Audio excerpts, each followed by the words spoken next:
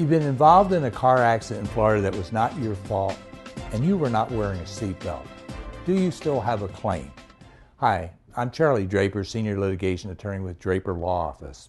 The answer is yes, you still have a right to bring a claim.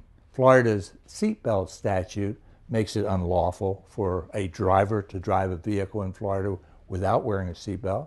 It also makes it unlawful for a front seat passenger, an adult front seat passenger, to not wear a seatbelt. While a violation of this statute will constitute a non-moving traffic offense, meaning that there is no marks on your license, it does not mean that you do not have a claim for negligence on the part of the other driver.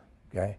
Now, having said that, a jury may assess your failure to wear a seatbelt in determining the amount of damages, okay? So what happens, they can reduce the amount of your damages by your failure to wear a seatbelt. And how that works simply is the jury assesses what percent of fault is attributable to you for your failure to wear a seatbelt.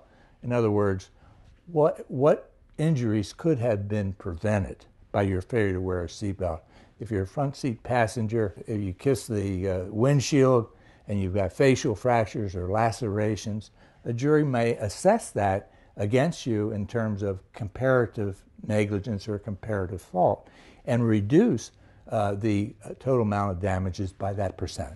For example, if they were to attribute 25% of comparative fault to you for not wearing your seatbelt, then the most that you would be awarded against the other driver would be for 75% of the total damages.